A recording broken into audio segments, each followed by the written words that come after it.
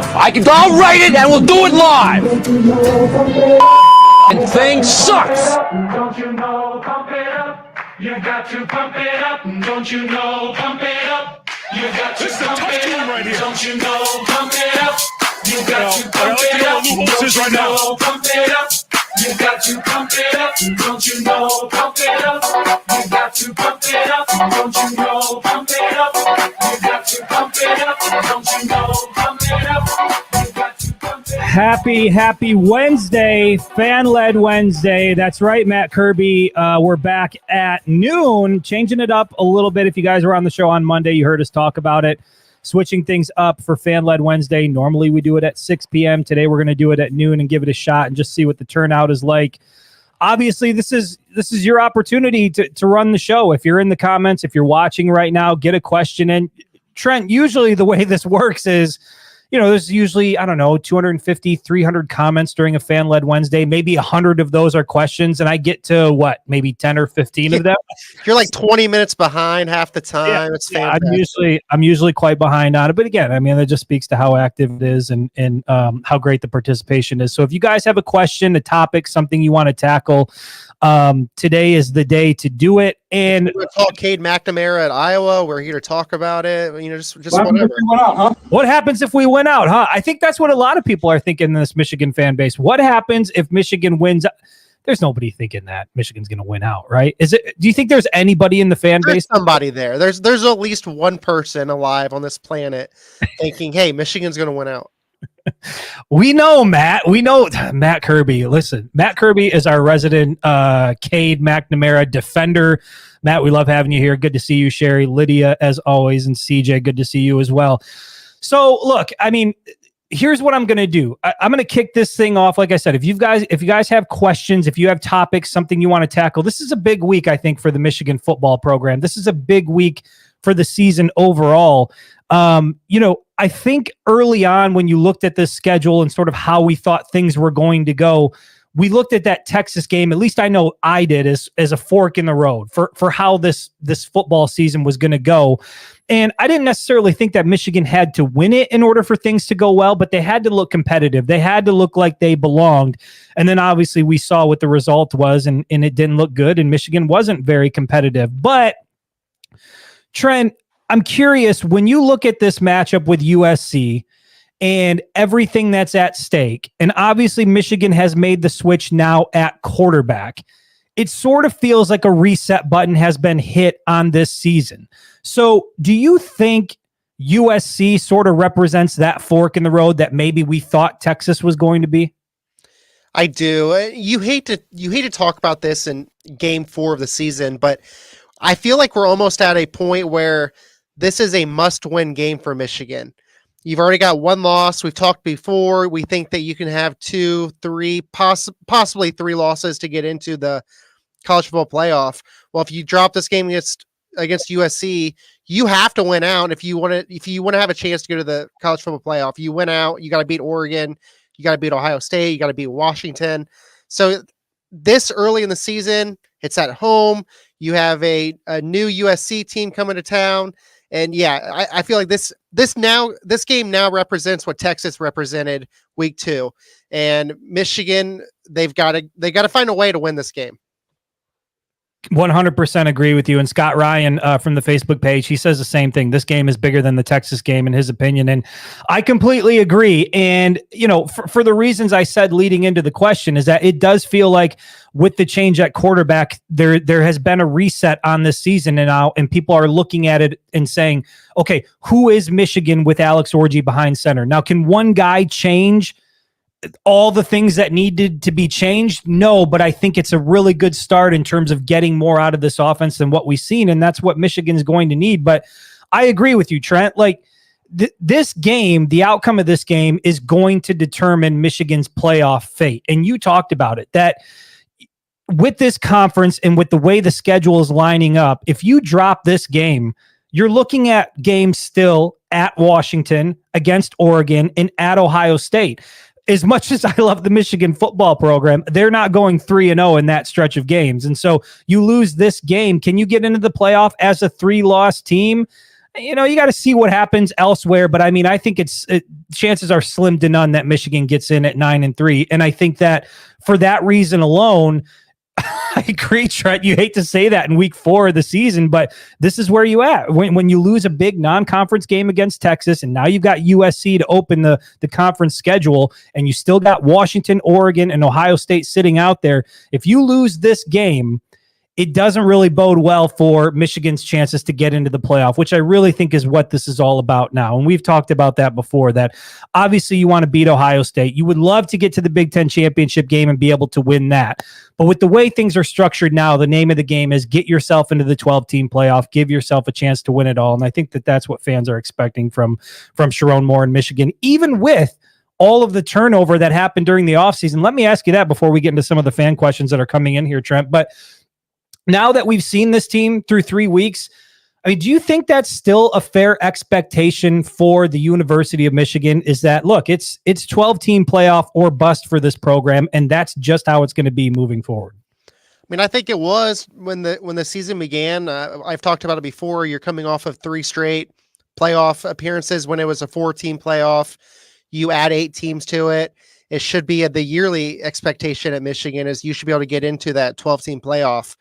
After digesting 3 games, though, clearly this Michigan team is not what we thought it was going to be, whether that's on the coaches, the players, whoever. But, yeah, I mean, as of right now, I wouldn't expect Michigan to make the playoff, especially with the remaining schedule. They're just now getting into the meat of the schedule. You're getting into the Big Ten play. Should that be the expectation, though, going into every year? I think it should be. You're Michigan. You're a blue blood program. You just won the national championship. Reality, though, probably it's not looking very promising right now through 3 games. Just a Debbie Downer over there, Trent. Look at it.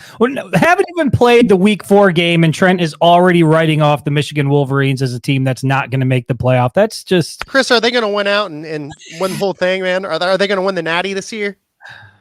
No, probably not. I just don't see that happening. But Debbie Downer, they should win it all. Let's get to Ricky from the Facebook page. He says, question of the day. He listened to Sam Webb and Coach Dusty May earlier at 9 a.m. He said Dusty May announced that I'm assuming Michigan is nowhere near where they need to be for NIL. How is that possible? We are Michigan. How far behind can we be? Trent, I'm going to throw that to you. How is it possible that Michigan, according to Dusty May, is still far, far behind on NIL? How does that happen? I don't know. I don't understand it. You're talking about programs like Miami and Florida. They've been terrible in football for several years now. I know this was kind of a basketball thing, but Florida's been terrible in football for several years now. They can fork out any amount of money they want to go land whoever they want. It's amazing the talent that Florida brings in, even though they're a subpar football program. Heck, they might be firing their head coach here the next game or 2. And I don't know. To answer Ricky's question, I have no idea. I don't know how Michigan is where it's at with NIL. It feels like they should be so much more along than what they are. I think most people agree with you. I mean, hell, Dusty May agrees with you. And I distinctly remember sitting at a roundtable discussion with Juwan Howard. Must have been 2 years ago at this point, 2 or even 3 years ago at this point. But I remember sitting at the table with him and the topic of NIL came up, and he was very clear in where he stood on NIL, what he felt about NIL. And he said, do we have the resources we need? No. Am I reaching out? Am I asking for it? Yes. Do I need more help? Yes. And he sort of went down this list of things he didn't have that he wanted to have. And I will say this. I do think that the football program is exposed to more NIL opportunities than even the men's basketball program is at this point, because football is king. But even with the football program, for as good as things are, and I know that they've got the Champion Circle Collective and they're doing work there, can we just be honest? Like, listen, we all love Michigan here, right? We all love the Michigan football program and Michigan athletics. But let's be honest about who Michigan is. Michigan is very much an institution and a collection of people that they just think they know what the best way to do things is, right? There's a certain belief within that community that they've got it all figured out. what they figured out, at least in their opinion with NIL, is they're not going to play some of those games that other programs are going to play around the country. They are not going to pay to get players out of the transfer portal. They're not going to pay to get high school recruits to come into the building. Michigan's philosophy from early on was that once you come here and you commit here and you're a part of what we're doing here, then it'll open up opportunities for NIL. But we're not going to use NIL as an incentive to get you in the door. And so we talked about that a lot. I mean, hell, over the last 2.5 years, we've talked about that and whether or not that's going to be a winning strategy for Michigan long-term. Short-term, Michigan was doing just fine. And so I don't think that there was really much of an incentive for them to change their NIL philosophy. But the reality is you're not going to know how well it's working until you get 2 or 3 more years down the road. And then I think Michigan's going to have to evaluate. But as it is right now, the football program just won a national championship. And so I think there's really nobody around, maybe people just on the fringes, on the outside looking in, that would like to do more. But the people that are actually the decision makers in the building, I don't think they're really interested in veering off too much from what they've already done, because what they're doing seems to be working, at least as of now. Yeah, I think you make a great point there. I don't know. I still don't fully understand it, but clearly Michigan thinks what Michigan thinks, right? And until they fall flat on their face and they feel like changes are made, I don't know that it's going to change. Yeah, I mean, that's 100% what it's going to take. You're going to have to see, struggling recruiting classes and not being able to get the right people in the door. And then once you start to see it, translating into losses on fall Saturdays and the basketball team maybe isn't doing as well as it needs to do, then you're going to start to see some change. But until that happens, I think Michigan's perfectly fine with the approach that they've taken, and we'll see whether or not that is the right approach moving forward. This is a question from the Facebook page, Robert Green. I'm glad you asked this because this was on my list of questions, and it's even in the title of the podcast here, the show. Did Sherrone Moore make a mistake? And Robert Green from the Facebook page, Robert Jr. Green from the Facebook page, says, why didn't Coach just surprise USC instead of announcing the change on Monday? Trent, there are a lot of people on social media who really took issue with Sherrone Moore's decision to make that announcement that Alex Orji was going to be the starter on Monday. Did you have that same feeling, and do you think he made a mistake by announcing it?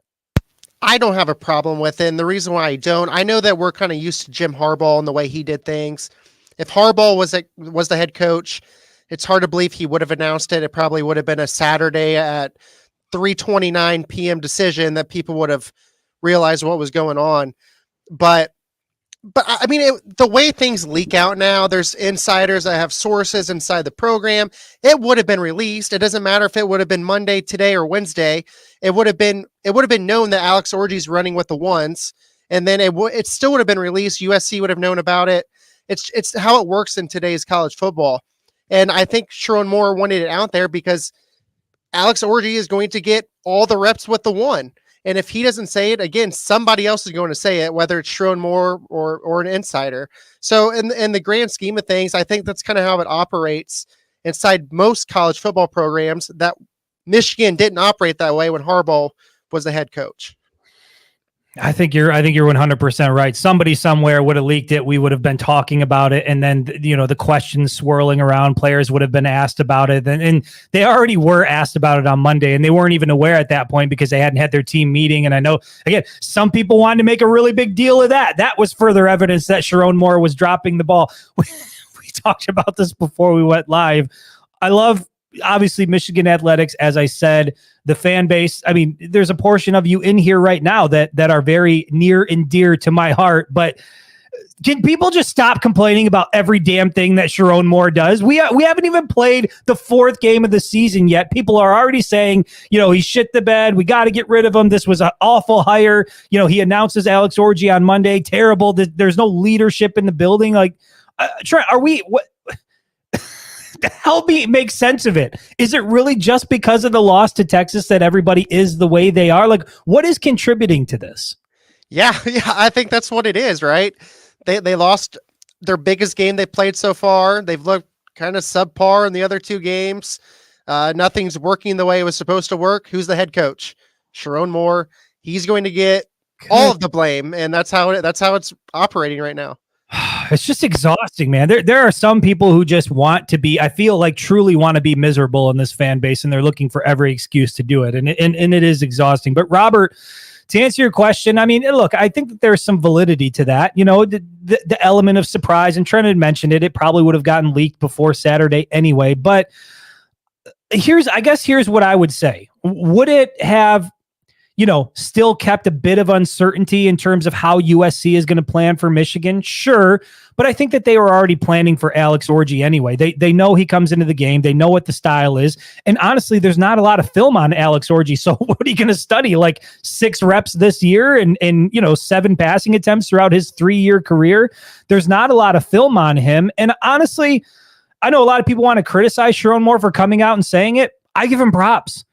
We get on coaches all the time, and it was a big knock on Harbaugh. Like, didn't want to answer anything directly, didn't want to like give solidified answers to really anything about the football program. And here's Sherrone Moore walking out on Monday and saying, Alex Orji's our guy. He's going to be our starting quarterback. And I think if Michigan is who we all hope they are, and Alex Orji is who we hope he is, then say it with your chest and put it on notice and let everybody know that this is what you're doing, and then spend the week prepping for that and then go out on Saturday and prove it. And so I feel like you're right, Trent. That Texas game has scared a lot of people. Now they're talking strategy. Should he announced it? Should he have kept it, close to the chest? Whatever. Alex Orji is the guy. Michigan's going to run the ball down your throat. We'll find out if you can stop us on Saturday. I love that mentality. I think that's exactly who we want Michigan to be. Anything to add to that, Trent? No, I think you said it. I said it. I definitely don't have any issues with it because, I mean, I can't think of the last team that's announced a change of starting quarterback, but I think it is common. I think Harbaugh was kind of out of the norm the way he operated things, like just like injuries. Like we could ask him anything about injuries and he would never answer it. We see that with Sherrone Moore right now. He's kind of taking that page from Harbaugh. Didn't Jim Harbaugh do the same thing with Cade McNamara and JJ McCarthy? Didn't he come out after that Hawaii game and said JJ's going to be the starter moving forward? Yes. So, I mean, look, this is, even Jim Harbaugh did something like that. And so I think overall, Trent, I think you're right. A lot of this frustration and concern and criticism and nitpicking is due to the fact that Michigan hasn't looked all that great through 3 weeks, and then you shit the bed against Texas, and now people think like it's a return to the Brady Hoke era. CJ Frazier, he also makes a good point here. He says having Alex Orji throw the ball more will be the biggest surprise. I mean, I know that CJ's being a little sarcastic there, but how much truth do you put into that? Like, we all have an idea of what we think this offense is going to look like on Saturday with Alex Orji behind center, but I mean, is there a possibility that we see more of a passing attack than most people are thinking we're going to see? He's got to throw more than 6 times that he's thrown all season, right? So you would think. Yeah. So yeah, I mean, I agree with that. Like, I know he's probably joking around when he says that, but USC has no idea what Orji actually can do at quarterback. I know Lincoln Riley, when he was talking on his radio show, he said he respects Alex Orji. He actually remembers him from recruiting when he was in high school. So I guess he has a little bit of an idea of what Alex Orji can do, but really at the college level, nobody knows other than possibly the coaches what Alex Orji is capable of doing. And when he goes out there, if he throws the ball 15, 20 times, it's going to surprise everybody, I think. Yeah, well, and yes, Ralph, it is lunchtime with Chris and Trent. That might just be what we start calling the show right now. Lunchtime with Chris and Trent. I like that. I agree. Let me ask you this: What do you think that number is going to be? Like, if you were setting the over under for Alex Orji on pass attempts on Saturday, what would the number be? Gosh, man. Obviously, Michigan wants to run the football, and if they're in the game or winning the game, they're just going to keep running it. I don't think they're going to run it to 32, 33 consecutive times like they did against Penn State, but I think they're going to run the ball a ton. I would probably go with 14.5. 14.5? Yep. 14.5 attempts, even that just seems very low. But then when you think about Alex Orji throwing it 14 times, like that seems like a lot. So, I mean, I think that's a solid over-under. I do think we're going to see him. I mean, I think he's going to have 20 attempts on Saturday. I think he's going to have to throw it, at least attempt to throw it 20 times. Now, he might roll out on one of those attempts and end up running it, which I think we could see, but there has to be I mean, right, there has to be 20 pass plays that we see run on Saturday. Wouldn't you think? Maybe. Yeah, maybe. But like you said, if he rolls out and he runs it, that's not a pass attempt. So I think we're going to see him run the ball. We're going to see Downer. We're going to see Kalel run the ball. And again, unless Michigan gets down early like they did against Texas, that changes your whole offense, and you're going to see Orji throw the ball 25 times, which is that's not what Michigan wants to do. Yeah. Michigan wants to run the football. They want to be conservative with the time. They don't want to get in a shootout with USC because USC, that's their style. They can go out there and sling the ball around with Miller Moss and win games that way. So running the football, probably doing as least as you can with Orji through the air is probably what Michigan wants to do. Maybe, but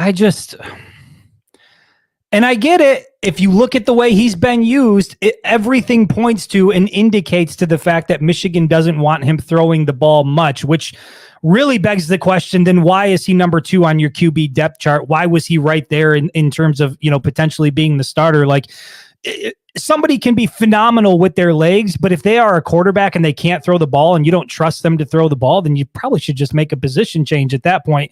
And I think that's one of the things about Saturday that I'm really, really interested in seeing is, and I've said this before, we know who and what Alex Orji is as a runner because we've seen it and there is now a track record of it, but we do not know who he is as a passer. Everybody thinks they know, and they're basing it off of 7 attempts that they've seen throughout his 3-year career.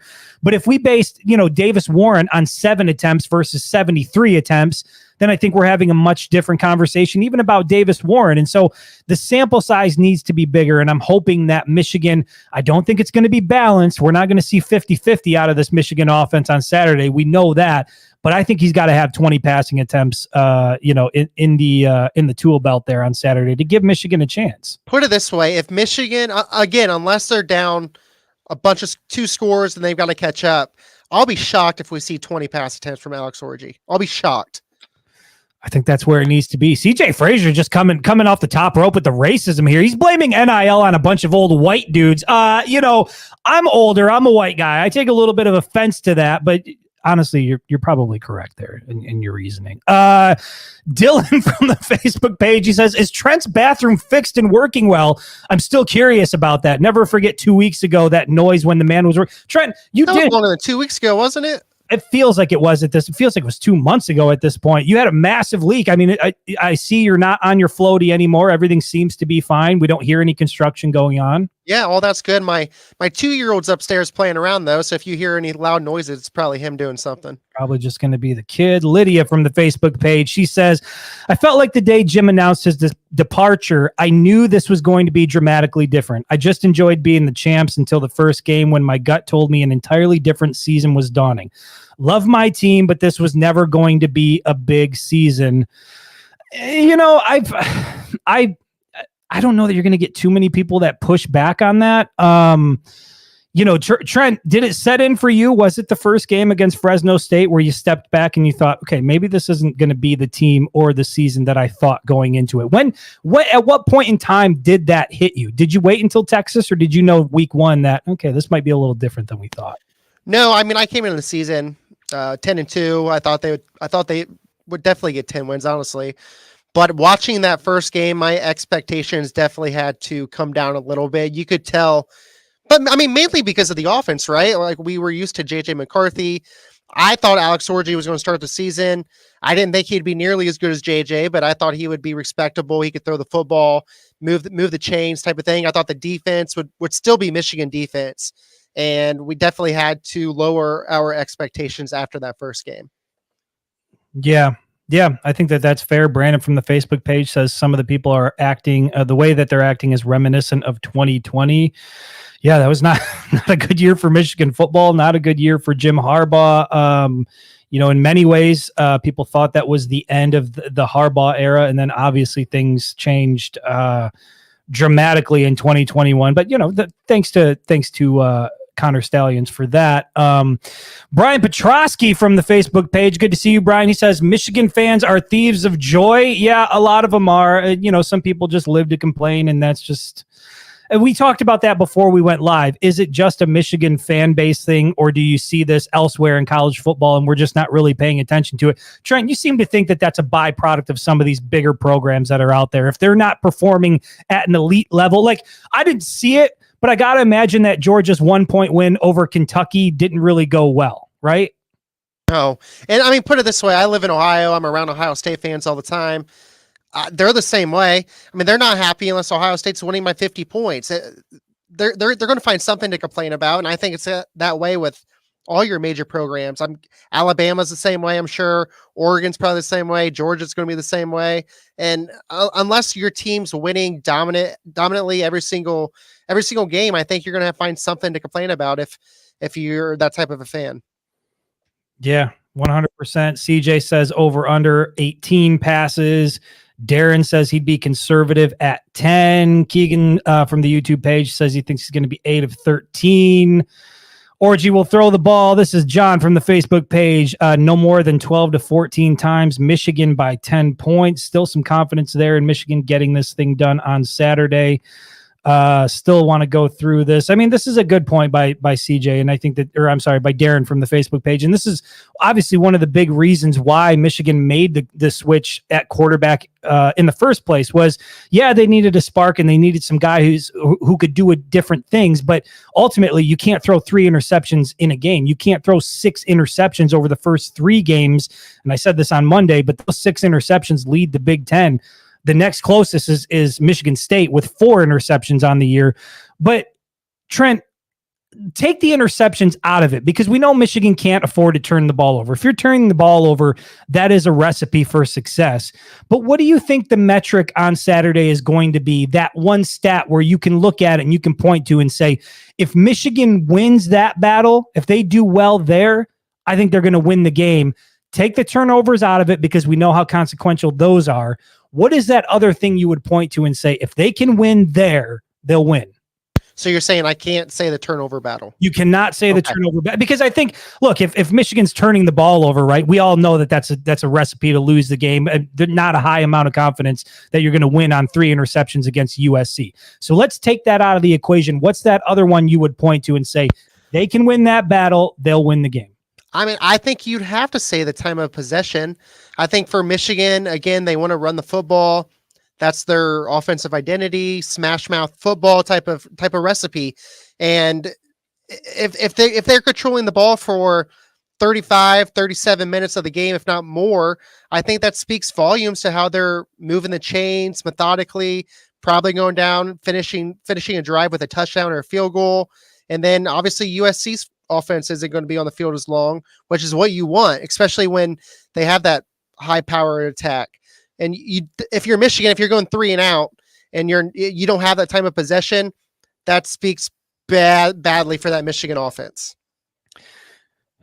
Yeah, and I think where my mind goes is in direct relation to possession. To me, it's third down defense. Like Michigan has to get USC off the field on third down. We know that they're one of the worst in the Big Ten through the first 3 weeks. Again, you can thank Texas for a lot of that. I think Texas was 8 of 12 or 10 of 16 on third down. And then we saw it to a certain extent against Arkansas State early, where Arkansas State on their first drive, I think they converted on 3 third down attempts. So the defense cannot afford a slow start. We saw that against Texas. They got in the hole early and then they had to get out of their game plan and start throwing the ball. The Michigan defense has to come out and set the tone early. And I think where you do that is on third down. You got to get USC's offense off the field, keep Miller Moss on the sideline. And I think that's really the recipe to success. Now, obviously, Alex Orji can't turn the ball over. He can't throw interceptions. You can't have fumbles. You got to avoid that. But if you can win on third down, then I think that's a pretty good recipe. You'll control time of possession, and I think that'll certainly go a long way in helping you get the W. Meredith Richard, good to see you from the Facebook page. She says, I know a lot of Michigan recruits going after that Michigan's going after came to the Texas game. Do we think their performance this year is making recruits or current commits have second thoughts? I know that there's one Michigan commit in the 2025 class that's at least taking a look elsewhere. Decent question. I think, Trent, how much do you think that what we've seen so far from Michigan is going to have an impact on what we're going to see in the recruiting trail? Yeah, I mean, I think it does, but it's still early. If Michigan can turn around the season, I don't. It's hard for me to believe they're going to lose too many guys, especially if they can finish 9-3 or somehow go 10-2 type of a situation. But yeah, if Michigan goes 6-6, 7-5, and it looks like the program's going downhill under Sherrone Moore, then obviously your top end talent, they might look elsewhere because they're also going to be getting paid more money if they go elsewhere. And not that right now with high school recruiting, I think the NIL money speaks even more so than the state of the program. And I don't think even if Michigan does somehow turn around, I mean, you're going to have your Oregons, your Ohio States, your Alabamas. They're going to keep trying to come in there and still steal these recruits. USC. Yeah, USC not only because of NIL money, but they're good programs too. I would say this, Michigan did bring out a lot of recruits for the Texas game. And I think if you were a recruit and you sat back and watched that, you're probably thinking like, do I have an offer from Texas? I just think that's how things go. You're looking at Quinn Ewers dice up the Michigan defense. You're looking at a guy like Davis Warren struggling. You're looking at the Michigan offensive line struggling. You're looking at two of your feature running backs who had 8 and 6 carries on the afternoon. So if you were a running back sitting in the stand, you're probably like, I don't know about this. So, I mean, I do think, yes, those things, when you're there and you're in person and you see it, how can it not have an impact on you if you're a recruit? And I was down on the field, and I think I said this on one of our shows after the Texas game, but I walked off the field as the recruits were coming off the field after the game. And by that point, the Michigan faithful had left. They were gone. And pretty much all that was remaining in the stadium were, 25,000 Texas fans, and they were all around the tunnel. And as the recruits were walking out, you could hear them shouting at the recruits, don't make the mistake. Don't go to Michigan. Michigan is ass. Michigan is cheeks. Come to Texas. Texas this, Texas that. So Meredith, to answer your question, yeah, I'm sure you have a young, 16, 17-year-old kid trying to figure out, where do I want to go? Where do I want to play? And if you're looking at a product that doesn't look well, it's certainly not going to help your case, to try to get those guys to commit to your program. And then to Trent's point, when you factor NIL on top of it, and you know that, hey, if I go down to Texas, they're greeting me with Lamborghinis down there, and they just beat Michigan's ass, yeah, maybe Texas at that point looks a little more enticing. And I think it also depends on the player's mindset of things. Maybe if Michigan is struggling and you're a quarterback, you're an offensive lineman, a secondary defender, you're like, hey, I can go in there and possibly get early playing time at the University of Michigan and help them turn things back around. I mean, I think it all depends on the player's mindset. It does. But that's why I also think that JJ McCarthy was such a, I sent you that list of quarterbacks that Michigan has brought in since 2015. And, outside of JJ McCarthy, and we'll see what happens with Jaden Davis and Brady Hart and even Carter Smith, those guys are TBD. But really, and this is no knock on anybody else, JJ McCarthy is really the elite guy out of 20 different guys that Michigan has brought in. And I do think that it is a hard sales pitch to a quarterback when you're throwing, 20 to 25 times per game. And even somebody like JJ isn't really being asked to, you go out and win us a game. You go out and you sling the rock and you do this. You very much play within the system. Now, might that change moving forward with Kurt Campbell running things and Sherrone Moore running things?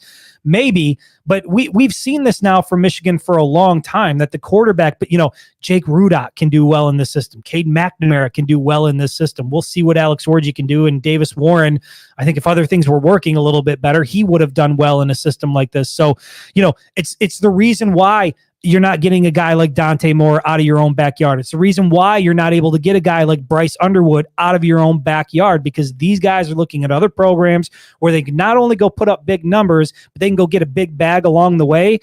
That's what Michigan's going to have to contend with. And I know Dante Moore is currently riding the bench at Oregon behind Dylan Gabriel. But if Dante Moore commits to Michigan, now maybe the quarterback picture this year looks a little bit different, right? So there are consequences to those things.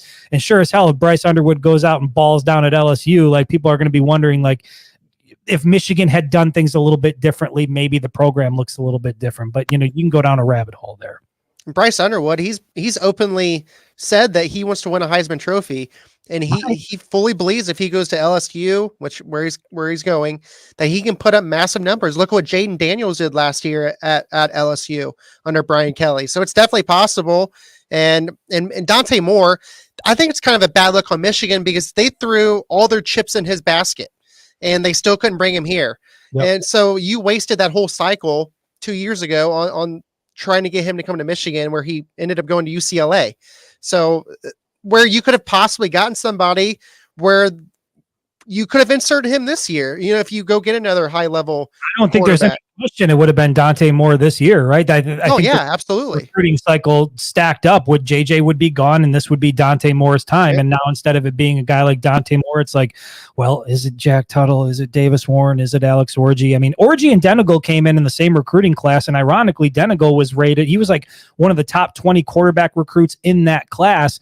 Doesn't seem like Denegal's going to be a factor in this battle. So it just goes to show, though, that these things, that question that somebody asked earlier in the show about, how much is NIL playing a role, or how can Michigan still be so bad at NIL? These things do carry consequences, but you're not, NIL, even though it feels like it's been around for a long time, is still relatively new. And I don't think we're going to see the impact of it, until next year, the year after. That's when you're really going to start to see, did some of those decisions early on, are those going to come back to bite Michigan in the butt? Tyrone from the Facebook page. And Trent, this is something that you've been beating this drum quite a bit. You've been on the defense. He says, can we get organized on defense? I knew the offense was going to be a struggle, but I expected the defense to hold it down. Tyrone, you, along with everybody else, we thought the defense was going to be elite, one of the top, not just in the conference, but in the country. There are some fractures in this defense. There is a way that you can attack it. You can move the ball. We know that they're giving up a lot of yards through the air. Trent, how much do you think, obviously defense is going to be critical, but can they get those things figured out before USC comes to town? Gosh, they better, right? Michigan, again, like I said earlier, Michigan's not built to get into these high scoring affairs, and USC is. Like, that's what USC's been about for several years now. They had Caleb Williams. Now Miller Moss looks like he's going to be the next great quarterback there. They've got so many playmakers for him to throw the ball to.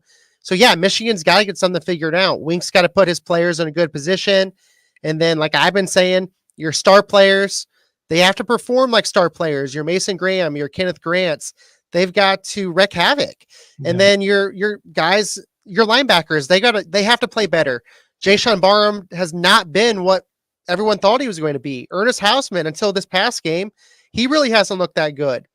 And then we all know about the secondary, their issues. So yeah, I mean, Michigan, they've got to figure something out for this game. They got to figure it out, and they got to figure it out early. And I said this earlier in the show, but you can't let USC come out on their opening drive and go down the field and convert on 3 or 4 third downs and put the ball in the end zone. We saw Texas go right down on the field. I think they put together like a 12-play drive. Obviously, they had the penalty that took away the touchdown, and then they missed the field goal. So Michigan escaped there. But at the end of the day, Texas still came right out of the gate and moved the ball down the field on the Michigan defense. And then we saw it once again against Arkansas State. Came out of the gate, went right down the field on the Michigan defense, converted on 3 third downs. And I remember I was standing next to another photographer on the sideline, and before the game started, I'm like, I don't think Michigan's giving up more than 2 third downs today. And then they gave up 3 on one drive to open the game. I'm like, here we go again. So Tyrone, I mean, Can Michigan get organized on defense? That's the $1 million question, but we all know that they absolutely have to, and it has to start early. They have to set the tone defensively. And if you can rattle Miller Moss, who's still relatively young, keep in mind, USC's coming off of a bye week, right? So they haven't played football in a little while. I do want to ask you, there are some other questions that I want to get to here, but I do want to ask you that, Trent, because Michigan is, they're now playing the 4th game in a row. They haven't had their bye week yet versus USC. Had a bye week last weekend. They've kind of been sitting idle now. Now they've got to get up. They got to travel all across the country and come to Ann Arbor and play the Wolverines in the Big House, who are looking to make a statement. Do you think it's advantage Michigan because they've been playing every weekend, or do you think it's advantage USC because they got to sit back and watch some things? Honestly, I think USC, I mean, past the travel, but you had a whole extra week to prepare for Michigan, where Michigan had to, I mean, obviously they're looking at USC, but you still have to prepare for Arkansas State for that Jalen Rayner at quarterback, what he could do. So yeah, Michigan had one eye on USC, but they also had the other eye on Arkansas State, where USC now for 2 whole weeks has both eyes, feet, everything in on Michigan. And the only thing that USC had to question was who was going to play quarterback. Now they know, so they have a whole week trying to prepare for Alex Orji. I give you the whole fact that USC is coming from California to Michigan, but I still think they have the advantage. Yeah, I mean, USC is going to sit back and watch film on Alex Orji and be done in 5 minutes and then be looking for a sandwich or something. I mean, there's just not a lot there. So, yeah, study them all you want. Good luck. You're going to watch them run the ball quite a bit, and USC fans are going to arrive in Ann Arbor with the same mindset as the rest of us are. Like, we just don't know what number 10 is all about. We got to figure it out. We know he can run, but beyond that, like, what does the Michigan offense look like with him? I don't know. Like, I know what they've shown, but do we really think Michigan is going to run the ball 15, 16, 17 times with Alex Orji behind center on Saturday? I just don't see it happening. Brandon Maine from the Facebook page, he makes a good point. Florida State fans are going insane right now. Is there actually one fan that's like supposed to be eating dog shit? There is a belief among the Florida State fan base that because one fan, what was the game? He said, if they lose this game, I'm eating dog shit out of a solo cup. Wasn't their second game?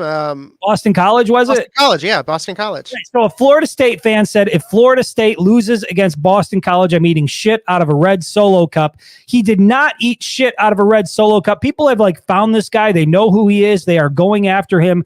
The fan base believes that because this guy didn't eat dog shit out of a red Solo cup, that the football program will be cursed until he does it. This man now has had to go into hiding. There are thousands of people that are demanding he eat dog shit out of a red Solo cup. So I guess that maybe that answers my question about fan bases in general. Is like there's insanity no matter where you look. At least here in Ann Arbor, we're a little bit above that here in Ann Arbor. We're not asking people to eat dog shit out of red Solo cups, for God's sakes. That's wild. Matt Kirby from the Facebook page. This is actually another one of the questions I had on my list. So Matt, I appreciate you bringing it up. Matt Kirby says, how bad will the stripe out be on Saturday? Matt is predicting disaster. I'll say this. There is not a high level of confidence that Michigan fans are going to be able to pull this off. It's not like, it seems like it's hard enough just asking people to do a maize out, because depending on the weather, they're like, well, I don't have a maize jacket. It's like, well, you can wear a maize shirt over a jacket. It's not that complicated. You're going to be up in the press box. You're going to have a great view of this thing on Saturday. What do you think you're going to see? Is it going to be beautiful, definitive stripe out lines, or do you think this thing's going to look a little messy? Well, put it this way. I never have too much faith about the maize ounce. And every time that, going back to 2021, every time that Michigan's tried to do them, I think that the fans actually have done a really good job doing it. But when it comes to this, no, I don't have much faith that they're going to get it done. It's not happening. I mean, I think you're going to see like some sort of semblance of a stripe like effect, but they tried to do the blue out not too long ago, and we thought it would look a certain way. And I think it was against Michigan State at night. And I think we're going to see a ton of red in the stadium. I think USC fans are going to travel Yeah. really well. Yeah, there's that element too. So you're going to see some of that, just like Texas fans traveled really well. And I think that there's something to be said for like, if you're a college football fan in general, especially if you're a fan of one of these Pac-12 teams that just joined the Big Ten, and you're looking at your schedule and you have an opportunity to go to Michigan Stadium, like take all the fandom and all that out of that. Like Michigan Stadium is just a bucket list stadium, like biggest stadium in the country, biggest stadium in the Western Hemisphere. Like this is just a stadium that you want to come and see. And I could see that when Texas fans were in town, or really anytime a visiting team comes to town, like you want to go to the big house, stand outside of it, take your picture in it, and just sort of soak in what that environment means. But Matt, I agree with you. I think it is going to not look nearly as good as people think, because I don't know, people just don't like to participate in that shit. They want to wrong, Michigan fans. Prove us wrong, especially as somebody who's a photographer down on the side. Like I think it would be incredible to be able to shoot like a legit solid stripe out in the big house. But I think a lot of people, you figure out what your game day fit's going to be, and it's not that complicated. I mean, I don't know how it stacks up, but if you're an odd section, you wear one color. If you're an even section, you wear another color. It shouldn't be that hard, but I mean, we've seen people in East Lansing be able to pull it off. We've seen people at Happy Valley be able to pull it off. At BYU, they're able to do it. Hell, down in Knoxville, Tennessee, they're able to do like a checkerboard pattern in theirs. Yeah, that's sweet the way Tennessee does it. It makes for an incredible environment. That's why it would be awesome if Michigan fans could. It's not that hard. If you're in odds, you wear a certain color. If you're in evens, you wear a certain color. Every Michigan fan has a maize or blue piece of apparel. Just participate. If you're going to the game, if you're one of the 10,000 plus that are going to be in the stands, just look up what section you're in and wear the shirt accordingly. It really is that simple. Yep, absolutely. All right, let's move on. I mean, that's one of the biggest question marks we have on Saturday when you don't even talk about the game. Keep gonna go. Let me go. I want to keep going through here. Michigan wins. Let's see here. We've got Bradley from the Facebook page. Lovely profile. I don't know. Is that an engagement picture? I'm not sure what it is, but see, looks like it might be. That's a Michigan fan right there. You got the block M in the background. You're at the big house. He says Michigan wins if they can get to the quarterback, Miller Moss. USC has a heavy passing attack. They average 336 yards a game this year. That's correct, Bradley. They're actually the number 1 pass offense in the Big Ten Conference, and I believe they're number 7 in the country. And on the flip side, Michigan has, I believe, the 16th ranked pass defense in the Big Ten out of 18 teams, and they are giving up well over 200 yards a game. So that is going to be the battle to keep your eye on for sure. What is your level of confidence? I mean, Derek Moore, I don't think had a tackle last weekend, not really able to get to the quarterback. I think USC is probably going to try to utilize Miller Moss on the move, get things out quick. What is your confidence level in the Michigan defensive front being able to get to Miller Moss and be disruptive? I mean, it should be high, right? You think about Josiah Stewart, Derek Moore, Kenneth Grant, Mason Graham. Like, it should be high, but we haven't seen it. Other than the first game, Josiah Stewart and Derek Moore played really well. Since then, we haven't seen it. Looking at analytics and stuff on Pro Football Focus, USC's pass protection isn't that good. So, I mean, in theory, Michigan should be able to get pressure on him. And I think Bradley's right. Like, they have to. If they want to slow USC down because they're going to air the ball out, you've got to get him uncomfortable. Are we going to see it though? I don't know. We haven't seen it yet, but it's got to be coming, right? When you're thinking about those 4, especially your interior guys, like, it's got to be coming. I just don't know when. It is weird that we are here entering week 4 of the season and we're not sure what we're going to get out of Mason Graham or Kenneth Grant or Josiah Stewart or Derek Moore in terms of the pass rush. But Bradley, I 100% agree. If you allow Miller Moss to have a clean pocket and he doesn't feel much pressure on the afternoon and you leave a guy like Jair Hill out there to try, and I'm not trying to knock him, but there's some growing pains that he's going through and he's got to develop. And maybe we will see more Amir Hall on Saturday, as a replacement or to supplement what Jair Hill is doing. I don't know what it's going to look like. All I can say is that it's a bad formula if Miller Moss is able to sit back there and have time to survey the field because he's got weapons. He's going to carve up this Michigan defense. And, for as good as Will Johnson is, for as good as Makari Page is, you can only leave them on an island for so long before somebody's able to make a play. So that's the problem too. Like, you have Will Johnson on one side who should be able to handle his own, but then you have a big concern on the other side, and which again is where if you can get home to Miller Moss and get him uncomfortable, that helps a Jair Hill over there on that side if he's playing, or Amir Hall or whoever it is, right? The guys that are struggling in the secondary, you got to help them out as much as you can. Yeah, you got to do it. Rico from the Facebook page, he says, just stop inviting recruits to big games this year. I mean, that's probably the best formula, invite them to a game that you're going to win. But yes, big games like Texas, USC, Oregon, we know that those are big games. But I'll say this, I still have faith in this team that they're going to get it figured out. Now, what does figured out mean in terms of wins and losses? I don't know. But I don't feel... maybe outside of that final home game against Northwestern, I don't feel like any game remaining on the schedule is a guaranteed win for Michigan. Like, before the season, we were looking at the schedule and, okay, you look at Oregon, you see Ohio State, you see USC, but even people were writing off USC, even people were writing off at Washington because Washington had to replace so much and yada, yada, yada. 3 weeks into the season, you're looking at that schedule saying, I don't know, like, what's it going to look like against Minnesota? What's it going to look like against Michigan State? What's it going to look like on the road against Kirk Cignetti and the Indiana Hoosiers? Like, it could be. I guarantee you one thing: Kurt Cignetti's saying he's hanging 60 points on the Wolverines. That dude is going to be frothing at the mouth when the Wolverines come to Bloomington. Let's go through. I want to get to some more of these questions here. I'm just reading them as I'm going through it, so I don't know if this is a question or comments. But Joe from the Facebook page, he says, I want to know if fans will still support Orgy after he gets beat up. I get that he's 6'3" and 235 pounds, but he can only take so much punishment. We need to focus on the O-line and the tight ends. You win games in the trenches. That I can answer the question. If the question is, are fans going to flip on Alex Orgy if he doesn't have a good performance and Michigan loses against USC? Absolutely, that is going to happen. There is already a segment of this fan base that has made up their minds in who and what Alex Orgy is, and they'll never say it, but they are waiting for him to fail so they can sit back and say, told you so. Told you he's not the guy. Told you he can't get it done. So, Joe, to answer your questions, will fans still support him if he gets beat up and Michigan takes the L against USC? Some will, a lot won't, but they won't say it to you now. Yeah.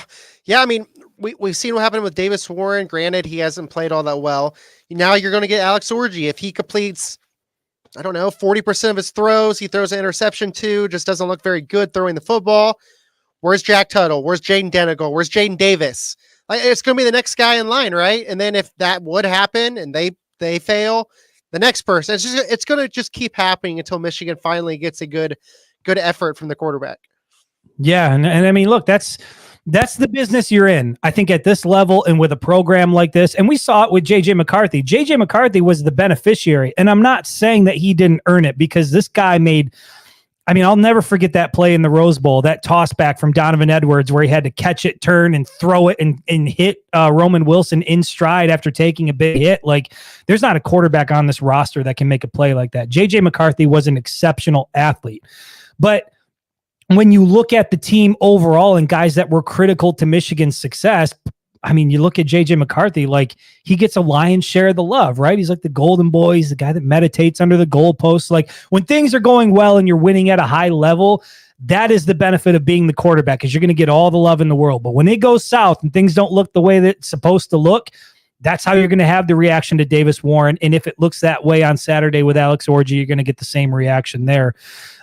Ricky from the Facebook page, he says 4-star Ivan Taylor is taking a look at Alabama after flipping from Notre Dame. Don't want to lose that recruit for sure. Ricky, I would agree, but here's what I'll say about that. I think I've been wrong about a lot this year. I don't know that I'm even going to make predictions ahead of. Yeah, I might just take the George Costanza route. I don't know if you're a Seinfeld guy, but I might just predict the opposite of what I want to see happen, because everything I predicted so far, the exact opposite has happened. But I've watched recruiting enough, I think, to where when you start to see stories about this, and now you hear Ivan Taylor talking about, well, Michigan and Alabama, those are the two programs that I talk to the most. I feel like I know where this thing is headed and where it's trending. Trent, do you sort of get that same gut feeling after watching this for a while that, like, yeah, it was great that he flipped from Notre Dame and committed to Michigan, but Michigan hasn't looked all that great. And now, he's taking a visit down to Tuscaloosa, and now he's talking to Michigan and Alabama. Where do you think it's headed? I don't have a crystal ball. I've never spoken to Ivan Taylor in my life. But if I had one, it would be on the Tide. Yeah. Yeah, I mean, it seems like when you start to hear stuff like this, it starts off with a little bit of, I'm going to take a look, I'm going to do this and do that. And there is a long time. I mean, this is why when it's July or June and people are like fawning over recruiting rankings and all this bullshit, like this guy, he might be on his second flip commitment. You know what I mean? So, like, we all just got to pump the brakes on the recruiting stuff. And with the way recruiting is today, when you factor in NIL and transfer portal moves and what season and who's doing well where, just pump the brakes until you get into the latter part of the season, see what you've got before you can really start to make a determination of what that recruiting class is going to look like. We go back 15, 20 or more years ago. If a recruit commits in June or July, you're pumped about it because that guy's signing with Michigan. Anymore, though, with the way things change, if a guy commits in June or July, it's awesome. But I mean, don't bank on him signing with Michigan, Right. Yep. Meredith from the Facebook page, she says, do we think Michigan will ever start paying players up front? No. They're not going to do that. It's not the Michigan way. Unless there's going to have to be a change in mentality from the decision makers at the top, right? It's going to have to start there, but they are going to have to start to see the consequence of that decision on the basketball court and on the football field primarily. If you start to see this program downward trending and some of these other programs that are playing the game starting to rise up and be in the playoff hunt and contenders every single year, when you start to see that, then yeah, there might be a shift. But I think until that happens, and I don't know how long that's going to take it for that to happen or if it will, but until that happens, Michigan is not going to change their NIL philosophy. Do you believe that, Trent? Yeah, like I said earlier, until Michigan falls on its face, has bad years, especially in football, right? Like that's the moneymaker. That's the driving force in Ann Arbor. Not that men's basketball doesn't mean anything, because it does, but football is football. And until they fall again, they fail. I don't see Michigan changing its philosophies. Yeah, and Babelo has not committed yet. No. If I'm not mistaken, no. Let's keep going here. CJ from the Facebook page says, if you are an offensive guy, Sark's offense will always look more appealing. Come on, you telling me you don't watch this Michigan offense operate and you think that's the kind of offense I want to play in right there? That's a hard selling point. And I think that's why, like, there's, the fan base wants to see it open up, but I also think for for recruiting, when it's working and you can do the ground and pound, like, yeah, you should be bringing in top level running backs who are like, yeah, I want to carry it, 25 times a game. But when it's not working and it looks like it's stuck in mud, it just doesn't look like a good product. And then, yeah, you see Steve Sarkisian on the other side and he's carving up that, that Michigan defense that was supposed to be this elite defensive unit. Yeah, it's a pretty good selling point on the recruiting trail, along with the Lamborghinis. That also helps, Trent. Never underestimate the power of Lamborghinis as an 18-year-old. I want to keep going through some of these. Hey, what time are you at, by the way? Just out of curiosity. 56 minutes. Oh, I'm sorry. I'm at 12:35. So yeah, I'm 20 minutes behind. But look, it's noon on a Wednesday. I didn't think there was going to be anybody in here, so I came with a whole show prepared. And it turns out, once again, I am behind on comments, which I just think it's a testament to everybody in here. I really do appreciate. Yeah, we didn't know what it was going to be like today, but it's been pretty solid. I thought it would just be Trent and I talking about fashion, which is usually what we do when you guys don't tune in. It becomes an entirely different show where we follow all the stars in Hollywood and what they're wearing and all of that sort of thing. Went silent. Eric Miller trying to get caught up here. Don't write those checks. Don't sign checks that you cannot pay. I'm not sure what the stripe out is going to embarrass us. I hope it snows. My God. You get so far behind, like you don't even know what the context is. I don't even know. I'm lost. I'm lost. We are hemorrhaging followers. Did you just say 10K? Someone fact check that. 10K. What did I say? T-shirt giveaway would make the stripe out perfect. I'm completely lost now. Let me just try to get caught up here. We need to rewind. Go back to the tape. Alan Bowman would have been nice to have. Yeah, Alan Bowman seems to be balling out there for Oklahoma State. I don't know what complaining and Chris homering. I don't know what this is about, but what was I complaining about? I know, well, Chris always homers, but like, what was I complaining about? Listen, no. See, here's the thing.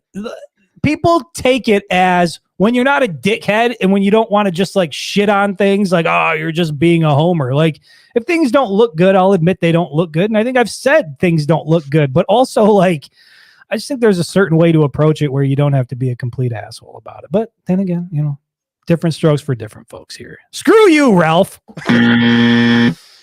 Commit doesn't mean what it used to mean. 100%. I agree with that. Now I think I'm just reading statements, people airing grievances. JJ went first round. Chill. No. I'm not saying that JJ wasn't an elite talent. He was an elite talent. I'm just saying that Michigan didn't utilize him in a way that you would see a Jaden Davis or a Jaden Daniels down at LSU, which is why Bryce Underwood is going. That's Bo Nix at Oregon last year. Correct. JJ's better than Bo Nix, but look how Oregon used Bo Nix. 100%. That's the distinction, is that I think we knew he was elite as a quarterback, but he wasn't really used that way. And I think that in terms of like the love that players were getting for the national championship run, obviously JJ was deserving of the love, but so was Zach Zinner and so was Trevor Keegan. Were those guys, were the NIL deals equal? Were people asking for as many autographs for those guys as they were for JJ? The overall point being is that it just comes with the territory when you're a quarterback. When things go well, you're going to get most of the love. And when things don't go well, you're going to get a lot of the hate. That's just the way it works. But that's certainly not a knock on JJ McCarthy. I'm a homer. That guy was elite, best quarterback in the draft as far as I'm concerned. Some of us obviously don't like to work. I told Trent this before we went live. I'm like, I don't know what it's going to be like because people are going to be working, and I just don't think it's going to be. I don't know what kind of jobs you guys have. Maybe it's the same type of job that Trent and I have, where we're all just sitting here talking sports on a Wednesday afternoon. It's hard to hate it. Well, I remember on Monday, CJ said he was going to cancel all of his meetings for Wednesday at noon. Did he? I would be surprised. Jay Oliver from the Facebook page. Good to see you, Jay. He says, Chris, is there a point where Sherrone takes back play calling? Offense seems to have no rhythm right now. I agree. The offense has no rhythm. We can debate as to why that is. Is it play calling? Is it lack of execution? I think it's a mixed bag on everything, which is why, again, I'm excited to see this change with Alex Orji, because I do think you can extend some drives and do some things that you're not able to do with a Davis Warren. But is it to the point right now where Sherrone Moore is going to take back play calling? No. Do I think it's going to be a little more collaborative, especially with Alex Orji in the mix and how they're deciding to use him with Kirk Campbell? I think that Sherrone Moore is going to be more involved in the play calling. I'm just speculating, but Trent, what do you think about that? Well, I know for sure that on Inside Michigan Football podcast that Sherrone Moore did say he was going to have a little bit more of a hand in the offensive game plan and what they're doing. I don't know that he's going to start calling plays, but I think he's going to be more involved as to what Michigan's doing going forward. I think you got to, right? I mean, people are looking at this offense as if it's trash. And I think if you're Sherrone Moore and you believe there's more there and maybe things aren't happening the way you think they should happen, like it's one of the benefits of being the head coach. And Sherrone Moore was an offensive coordinator during a very successful stretch in Michigan football history. And so I think to have him come back into the fold and say, I think we should do things this way. And not to say that hasn't happened before, but maybe now more so than ever. I think his involvement in the offense is going to be critical. I don't know, Ricky, is this a bald joke? He says, Chris, Homer Simpson, Breiler. I like it. Homer, is that a bald joke? Is that a fat joke? Is it all of the above? I am not going to have any bald slander. I've said it before, and I will say it again. If you are in the comment section and you are throwing out bald jokes, like, we're just going to have issues moving forward. That can't happen. It's borderline racist. We are a start booting all kinds of people. And I'll do it, Trent. I do it right. But most of the time they're like, princes from somewhere else that are trying, or either that or porn bots. The social media is out of control, and it's just all I can do to try to keep it together. CJ Frazier says lunchtime for him now. Phenomenal. I think I may have gotten to the end of the comments. Let's see. We're at 1 hour and 2 minutes. Let's end it here. That's right, Bobby. Us bald guys need to stick together. We cannot allow the rest of the world to pull us apart. We got to stick together. If not, if we don't have each other, what do we have? Scott Ryan from the Facebook page, I think here's maybe a good place to end it. He says, perhaps a quarterback change can get the Don going, Donovan Edwards. A lot of people are looking at Khalil Mullings and giving him love, as they should, because he has been, the most effective back on the roster. I said it on Monday. Mullings and Edwards have the same amount of carries. I think they're both at 36 on the year, but Khalil Mullings has been far more effective in the opportunities he's had. He's running behind the same offensive line. He's got the same circumstances facing him. He's just finding a way to be more effective. And there was a bit of a concern about Donovan Edwards and sort of what we saw last year where, maybe he did struggle to find the hole, or the vision wasn't there, or maybe the patience wasn't there. And there was a belief that he had grown and developed. I'm not willing to abandon that quite yet. But to Scott's point, how much do you think a quarterback change to a guy like Alex Orji can help free up things for someone like Donovan Edwards? Well, I mean, let's think about last game, though, real quick. Donovan Edwards did run for 80-some yards against Arkansas State. He ran hard. He was definitely more patient, seeing the hole outside the very first drive. So I think we saw what we wanted to see out of Donovan Edwards, but yeah, give Khalil Mullings props. That dude, he's running out of his mind right now, and you got to keep using that. But yes, I do think Alex Orji, his skill set kind of matches up with what Donovan Edwards likes to do. And I could definitely see that read option, just doing different things could maybe spark Edwards even more.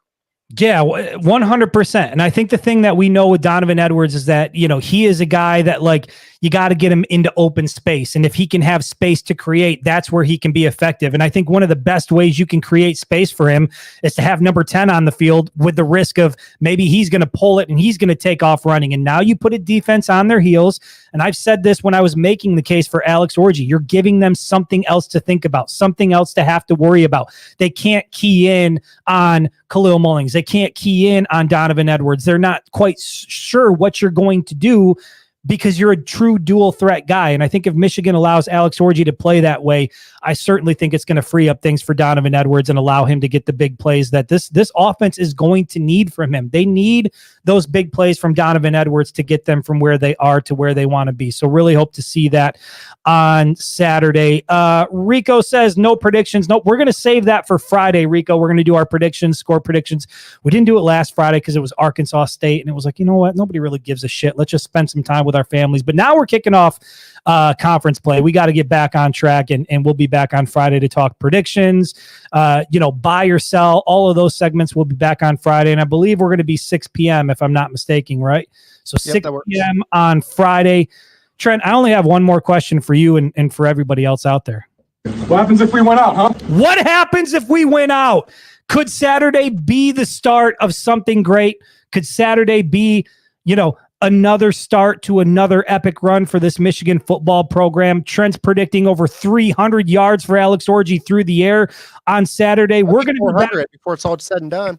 We're going to be back on Friday to talk all about it, but I'm glad they made this change. It feels like a reset. I feel rejuvenated. Trent, I can tell you feel rejuvenated. The fans feel rejuvenated. We'll come back on Friday to talk about it. Look forward to seeing you guys then.